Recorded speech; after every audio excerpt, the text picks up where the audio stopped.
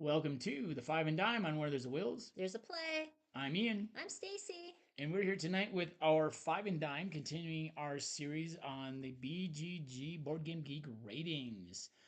Tonight we are doing 7.25 to 7.49. We split this up from the 7.0 to 7.24 because we had so many games within this set that and that camera is really off, isn't it? We Sure. had so many. Well, my hand is like off screen. We had so many games in this set that we felt it was good to kind of split these two instead of going all the way from 7 to 7.49. I think this is the only half rating range that we're going to do this on. I think the other ones are all going to be pretty good, but even Stacey had quite a few games in this one. So I had 38 games that I ranked in this list. How many do you have? I had 19. 19. Okay, so some pretty good. Not very many, but No, but enough for a five and dime with some honorable mentions. So let's get to our honorable mentions.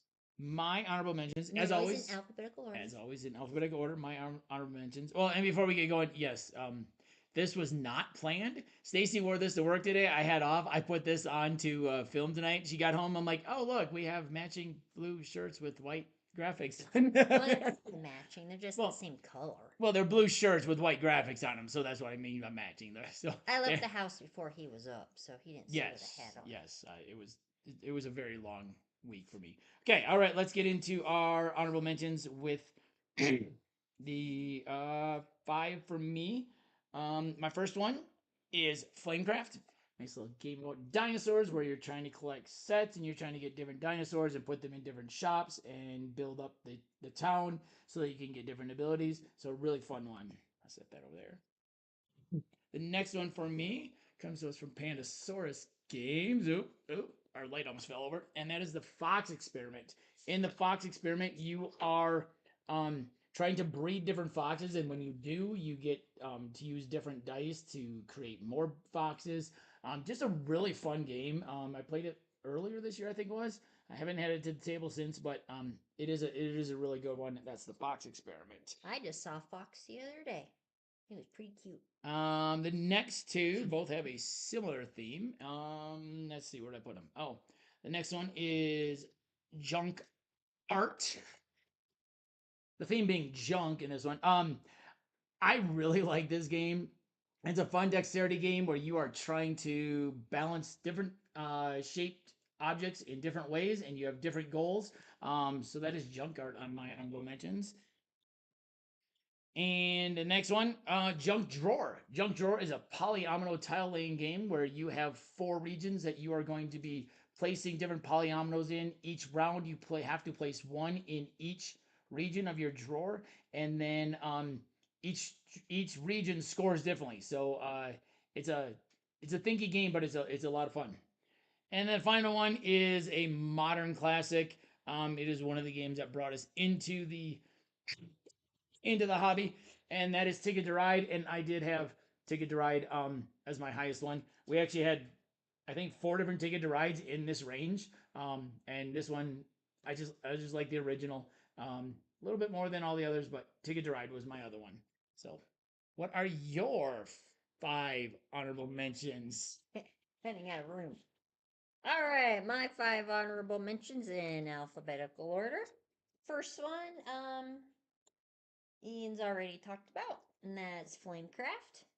I won't discuss it any. Why does it keep? It keeps on telling us we are disconnected. I don't know why. My next honorable mention is Floriferous.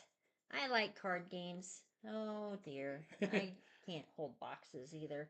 I like card games. This is collecting different sets of flowers, moving back and forth on your cards. You have 3 rows of cards, or 3 rows of cards, and then a row of like special scoring things in yes. a two-player game. So you're collecting either different colors of cards, different kinds of cards. They have some of them have bees on them, and you have to do collect sets. So Floriferous is one of my honorary games. And then another one of mine, the next one is already been talked about. That's why I handed it to her. I figured she was going to need it at some point. Junk art. I do like junk art. This is a good. Oh, and I have the box backwards. Oh, for That's Christ's okay. sakes. It's just been one of those days. One of those weeks. Yes. Travel around different cities and make art out of junk that you've collected. Each city brings you a different experience of what you need to build. So junk art, always something new whenever you play it. Always fun. Junk art. And then I've got rounding up here. Sagrada is one of my honorable mentions. So on this one, you're making a stained glass window, collecting dice, and you have to not match your dice. You have to have your dice different numbers across your board, and you can't have the same number. And then there's actually different cards that tell you what you need to do. Um, Sometimes you can't match them. Sometimes you have to have the same number. Sometimes you can't have the same color. Sometimes you have to have the same color. So just follow your little thingy mabobby. I don't know the technical term. In the Stacey Dictionary, it's called a thingamabobby. Your card Card. that you slide into the thing Yes. that has some of the spaces need specific numbers or specific colors, and you Yes. can't have the same number and the same color next to each other. We haven't played it for a while, but I believe that's what it is. I think so. So Sagrada, that was in my honorable mentions. And then for my last honorable mention, I like this game. Um, I think it's because I win a lot. Um, and it's adorable as well. Santorini.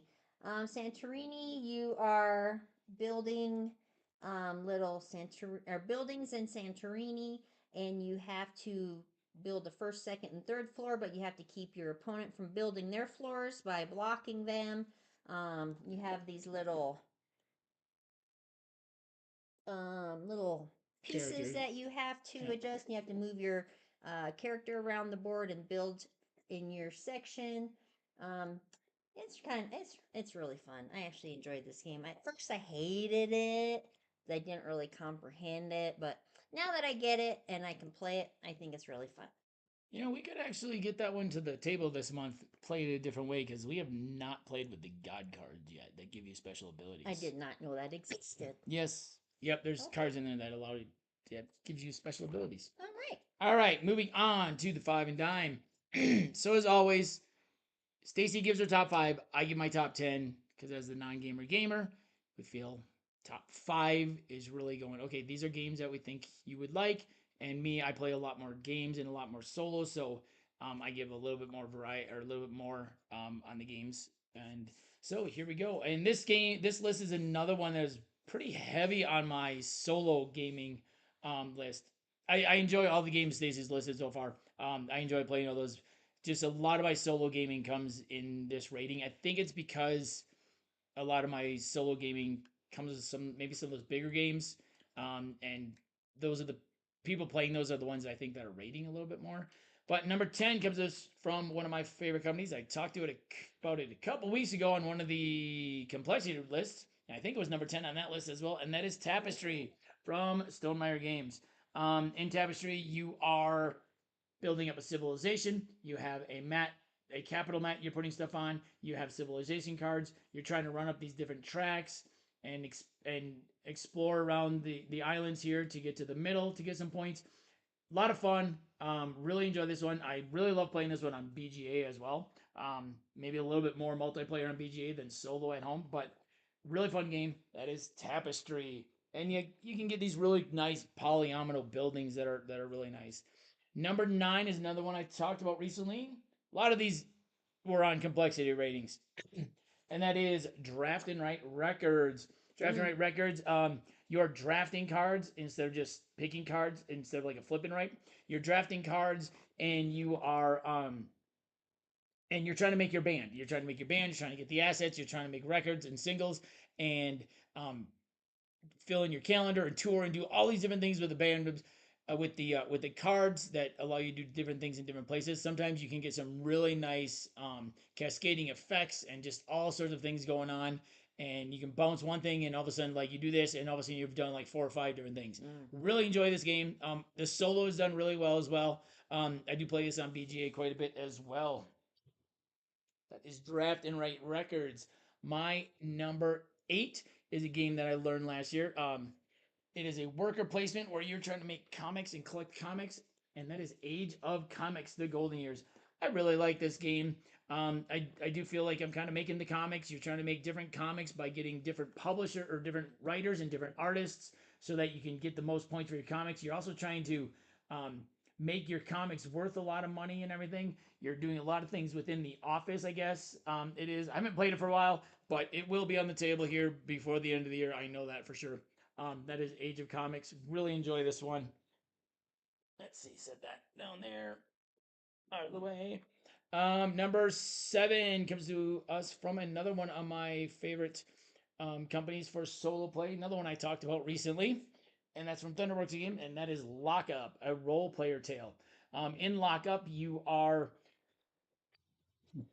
trying to get different things from different rooms by I play a solo, so you're bidding against something you don't know. You're putting a certain number of your minions or whatever it is in a room to try and earn the stuff that's in that room, different resources and different things, so that you can make weapons and other things. It's a lot of fun. I do have the Breakout expansion, which Thunderworks so kindly sent me. Which maybe I'll get this to the table this month because I can play it in a new way, and that's kind of the theme of this month: is new games or games played in a new way. All right, and my number 6 comes to us from another one of my favorite companies, another Stonemeyer game. I believe I had this one on a list recently as well. And Libertalia, another one I play only solo. I think it is a really good solo mode. In this, you are pirates and you are trying to collect little tiles to earn different points.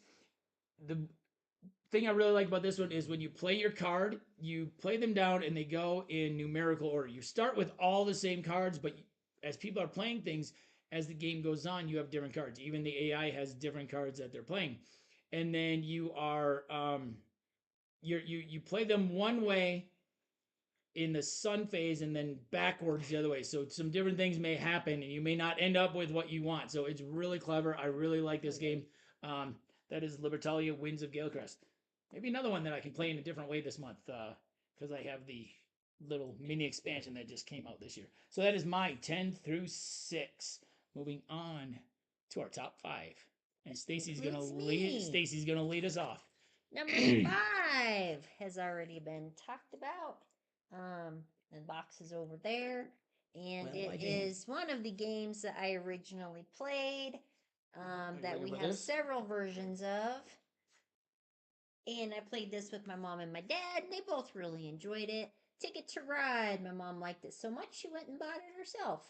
Um, really enjoy this game. Even though we usually only play it with 2 people, you can only play on one track. Yeah. You're kind of limited, but you still get the gist of it. It's still fun. You still get to travel across America and see all the views. Yeah. So Ticket to Ride's my number 5. My number 5 is another game I've not had at the table for quite some time. I know this one will be on the table before the end of the year though. And it's another worker placement, and this is Bot Factory. In Bot Factory, you are going along in this factory and you're trying to make robots doing different things. Another one I talked about recently on one of the complexity lists. So I won't talk too much about it. But you're trying to do different things. You're trying to collect the parts of a robot. You're trying to fulfill contracts. You're trying to put them on the conveyor belt, and you're trying to like increase the value of the robots. All the while during the solo play, trying to avoid Sandra and Vittel, I think, is the solo AI, but Sandra's in both, and you can't go where Sandra is, so it's always kind of interesting. Like, okay, where do I need to go now because I know Sandra's going to move someplace else.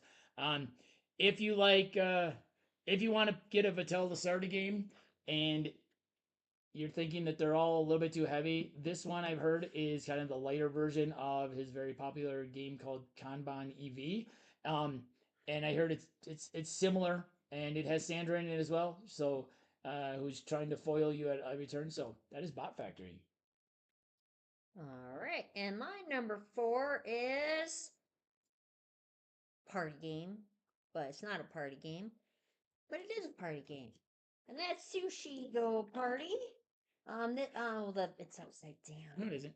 Oh, the lid is. Oh The lid is. yeah, ooh, I gamer didn't. I didn't put faux it. I pas. didn't put it back I don't know on. why that's on there. So Anywho, hold on. oh okay. You're making sushi rolls and you're collecting cards and you're trying to get better hands, Now the cover's basically. upside down. Oh, for crap's sakes! I can't read upside down. But anyway, trying to collect cards. You're trying to. There we go. Um, There you get go. points so that you beat your competitor. I don't eat sushi except for edamame. Mmm, delicious. But this is a fun game for sushi lovers or non sushi lovers all alike. I do like that one. I had to run to school because I was looking at the lists that we were ranking. I'm like, oh, I have a feeling this one's gonna probably be at least on Stacy's honorable mentions, and this is one that we have access to through school. So yeah, that's a fun one. It's a fun one to play with the kids at my board game club. So really enjoy Sushi Go Party as well. Of course, we have error warnings on So our that stuff was my again. number 4. Yeah, of course, we have error warnings on our stuff that the stream's bit rate is lower than recommended. Well, we live in rural Colorado, so sometimes it's gonna happen. Yeah, I'm not sure what's going on. All right, my number 4 is another one that you've seen one game from this company already in this world. Talked about this one a couple weeks ago or last week, maybe on the top 10. I don't know. This last week was so slow. It felt like the month was going by fast, and then this week hit, and it was just like we were stopped. And that is Role Player from Thunderworks Games. Role Player is a dice drafting game where you are rolling dice and taking the dice off different colored dice. You're trying to create basically a Dungeons and Dragons type character, and then all the while you are also purchasing items. You're trying to keep your alignment in the right spot, so you score points. You're also trying to get the right colored dice in the right spots to in each one of the attributes to get the right dice, and you're trying to get the right number of points in each attribute to get a points, or the total number of pips in each attribute to get points. I do have both the monsters and minions and the fiends and familiars expansions for this. I have not played fiends and familiars yet. I do have the big box. Thankfully, I still had this one because the big box is pretty heavy, and I didn't want to get another heavy game. So this is actually empty because everything is in the big box in the other room. Um, so that is Role Player. And the big box was and Fiends and Familiars was also kindly sent to me from Thunderworks Games. Number 4. So Okay. your number 3. Number 3 is a fun game that I recently learned, and it's got cats. Ugh. Race to the raft. You're basically working as a team to get your tiles on the board and get them in a certain order down on the raft across the board. You may have to put fire on the board and try and race the fire that you're putting on there. But you can somewhat talk to each other, but not really talk to each other about what pieces you're going to play and what you have to draw.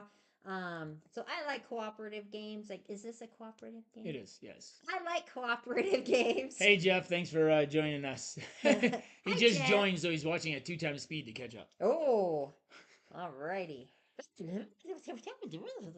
Anyway, um, Yes, we're a little goofy. It's Friday night and it was a long week. had a very We're long morning. we're both just kind of. So anyway, Race to the Raft. It's a fun cooperative game. I really enjoy it. Here's the back. You can see the fire somewhere. I don't see any fire on there. Oh, there. Oh, I oh. don't think there's any I fire don't on there see any yet. No, fire on no, there. nothing on there yet. But you just have to lay your tiles down in a path and get it over here to the raft um, in a timely manner before the board is overcome by fire. So that's Race to the Raft for my number 3. My number 3. Can you hand me the one that's behind Race to the Raft there? Oh, for reals? For reals. For real. For really reals. Ooh. Okay, so despite this list being very heavy on my solo gaming, um, this one moved up to number 3 on my list, and that is Bark Avenue. It's one of our favorite games to play together. I really like the moving the walking your dog walker around and you can only move as fast as your slowest dog. Certain dogs can only walk with other certain dogs. You can't, walk them together. Um, and you're trying to also do a lot of different things, and you go through 20 rounds, I think it is, and some rounds there's extra penalties or extra things that you can't be doing or things that might help you. And then there's a key time of the day, I can't remember what it's called, where the surge pricing, where you get extra money if you get a dog at that time. It's just, I really like this game, and I think part of it is just I really like playing it with Stacey, and I know how much Stacey enjoys it. So I really do like this. I was at, so Bark Avenue at my number 3. And I like the squishy poop. Yes, the squishy poop is always nice. All right. Moving right along. We are now, cruising. yeah, Cruising I think tonight today. we're just trying to get. Now I'm trying to figure out what your number 2 is. I think I know. Uh-oh. Well, if Race to the Raft was not your number 2, because I think I know what your number 1 is. Oh yeah, probably so.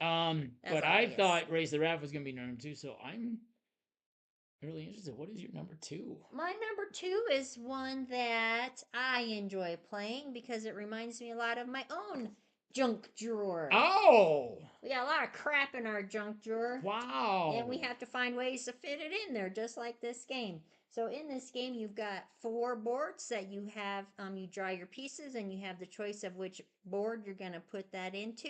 And then you have certain restrictions that you have to do as well. So not, what is it called? Not polynomial. Polyomino. Polyomino. Yep, that one. Polyomino. Like domino, but polyomino. Yeah. Mm-hmm. So you've got those kinds of pieces that you need to work with. So I like tile laying games, even though I'm not spatially aware of a lot of things, and so that hurts me and hinders me in a lot of ways. But I still like to play it, especially the old cell phone they have in here. And I think in this one, it's not so much. Well, I think because of the fact that you have 4 different spaces you're putting stuff in, and each round you're flipping 4 cards one at a time, and you have to put one thing in each quadrant each time. I think that really helps be like, okay, well, I know I can maybe score a lot in this one. Let me try to fill around. I need empty spaces in the middle.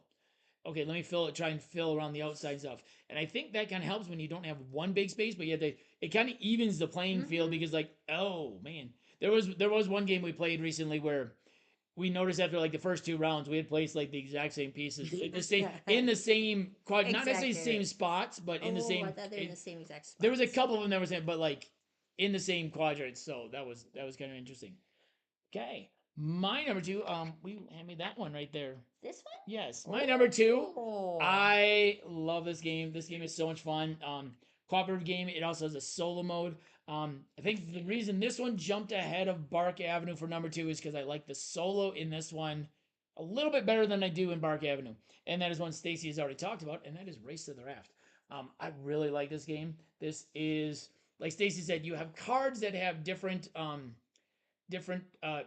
you're trying to build different pathways. Each color cat can only move on a certain color pathway. You're trying to get them from their starting point to the rafts.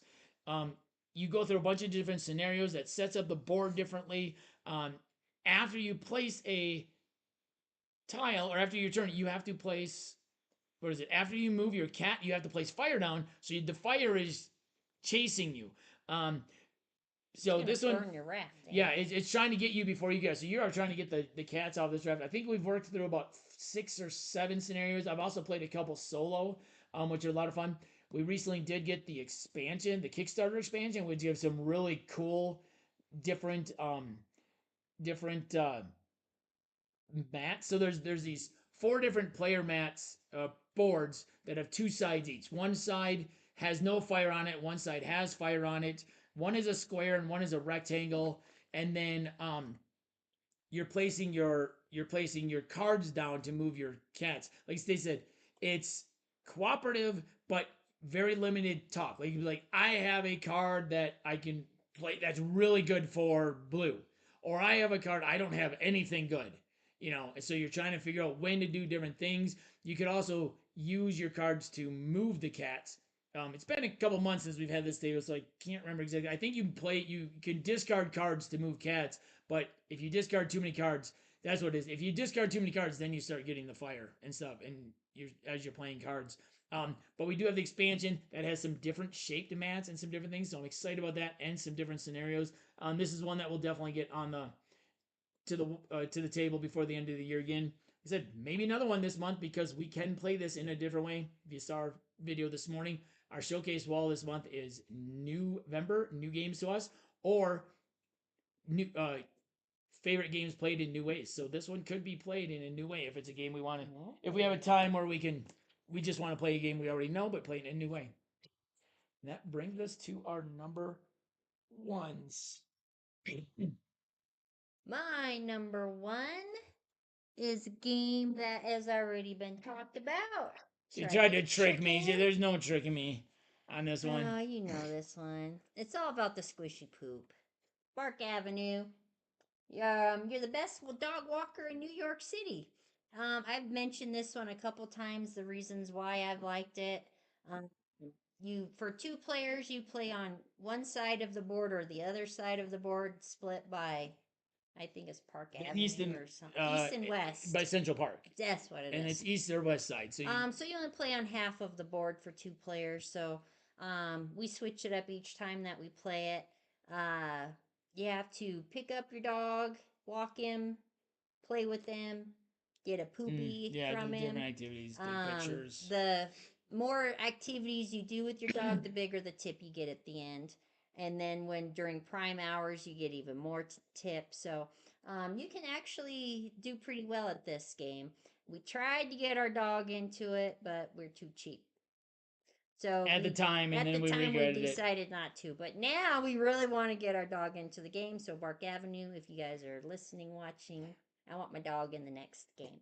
If the option is there for the expansion, we will definitely be paying up for it. Because he's so cute. Anywho, Park Avenue, number one in my heart because of the squishy poop and all the dogs. All right. So that's two in the top three that were crossovers. Ooh. We had two in the top three.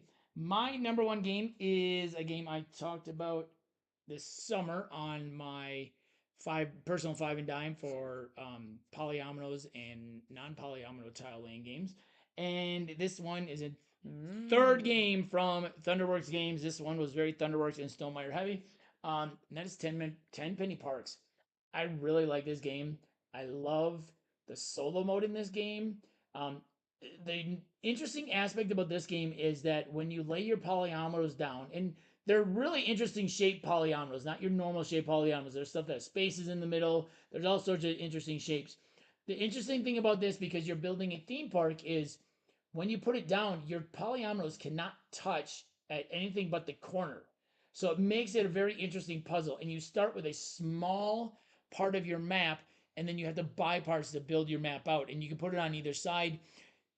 You are getting rides that you get points for, and you're earning money on some of them. You can take out some of the trees so you can build in different places.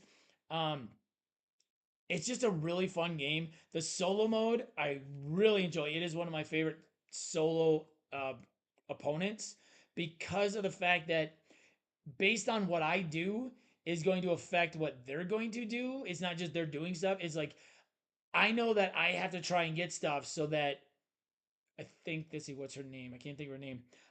So that the opponent can doesn't get certain things, or so I can force her to take certain things. And I really like that when I want something that's a little bit more thinky, because I'll be like, okay, well, if I take that, she's gonna take that, and then I can force her hopefully to take that second, which means she's not gonna get any money in this round, which is always good because you don't want the AI to get money. And so this one is just a really fun polyomino game. Love this one. It is one of my top games. We caught up just in time for my number one, Jeff. My number one in this range is 10 Penny Parks. Just a great polyomino game. A lot of thinkiness. Let us know what you think about these games. Have you played any of them? What are your favorite games in this range of 7.25 to 7.49 on the BGG ratings. Um, those savvy listeners and watchers and stuff, you may notice that neither of the games that were in the thumbnail made either of our lists. That just happened to be the highest rated game with the most votes and the lowest rated game in this area to 6. Um, and those ones just didn't make our list, but we just did the top there. I'm gonna say if it's on my list, Jeff, I'm gonna say Tapestry. I'm gonna say from my list it's Tapestry, but I don't know what else you've played in this range. But yeah, so this was our BGG rating 7.25 to 7.49, 5 and 9. Let us know what you think of these lists. What are your favorites in this range? Um, Next week we'll be back with our October month in review. Gonna give ourselves a little bit of a week to get that kind of together. I think we'll do our 5 and 9, but I think we might give a few more stats on like how many games are played and everything, just to give a little bit more to that and make it a full like month in review sort of thing. And then we'll be back with this series in 2 weeks with 7.00 to 7.24. Oh, Planet Unknown is in this range. Okay, yep, that makes sense. I do like that one on BGA, even though I still have absolutely zero strategy for that. So anyway, uh, anything else you want to? Oh, Wednesday. surprises, Oh, surprises, and then we'll go to that. I know you're okay. surprises. What surprises? Did you have anything surprising on your list? I was surprised the Sushi Go Party was that high. I thought it would be an honorable mention, and I didn't think Flamecraft would be up this high. Nice. I was I was surprised Bark Avenue beat out a couple of my solo games. Honestly, um, Were you and awake when you did the listing? I did. I did. Okay. I was. I Because was. that plays into I it as was. well. It was nice to see a couple of games I haven't played for quite some time in Bot Factory and Age of Comics. Make the list. They really resonated with me. Um, um, yeah. Other than that, I think the list made a lot of sense. Any surprises on my list for you? I'm surprised that Bark Avenue was number 1. 3. 3. I thought it would be in your top 5, but I thought it would be like 5. Yeah, like I said, I think that was surprising that it moved ahead. I don't know, something about it. Hmm. I think you know, I think a lot of these is not just the mechanics, but I think a lot of times when I look at it is games that we play together. Aw. Sometimes they do. They sometimes move ahead because it's just quality time together. So they do play. They do kind of get that. I do take that into account when I'm looking at some things. But it is a great game. It is a really fun game. I do really enjoy playing it. So yeah. And what were you gonna say? I was going to say Wednesday, we're going to have a Wednesday with the Willses. So we have our Wednesday live playthrough of a couple games, 1 to 2 games probably. We're trying to keep it at about Probably an hour. Probably 2 games will be about what we do. Yeah. Last week went, or last Two time two went weeks ago, way too long. we announced 3 games and we're like, we gotta probably play this third game, and it was like an hour and a half. We're like, oh my, it was like an hour and a half. I think an hour to an hour and a half is good. I think that one went like 2 hours, and that My last game, attention span doesn't go it was that long. so we'll announce 2 games and we'll see if we got time for a third. We may have a third one in backup. So is what I was gonna say. Also, is if there's a game that you've heard us talk about that you're interested in, um, let us know if you're interested in us playing it on Wednesday, and maybe we can get a playthrough done for you or for us. Or at some point, I think Yeah. this week we kind of had maybe planned on Do we have a schedule? the card games. Oh, Do you want to say it? Grandpa Beck week. Yep. I think this week we kind of had planned on doing a couple of Grant Beck's games, so look for that link, that announcement here soon, um, and uh, and yeah, then but yeah, if you want to see anything that you've seen that are on like both of our lists at any time that you want to see us play live, let us know and we'll try to make something happen. I could see maybe Race to the Raft, and then we have that other small one from City of Games at some point, with Doran Gardens. Got But a lot of fun games. yeah, and that at I some point we play. might just play some fun, silly stuff, just because. But anyway, Candyland. hope you guys enjoyed the list, and like I said, let us know what your top ones are in this range. If you like this video and want to see more, please hit that subscribe button above. And if you want to see the rest of our 5 and dimes, follow that link. Once again, this has been Where There's a Wills. There's a play. I'm Ian. I'm Stacey. And we'll see you next time.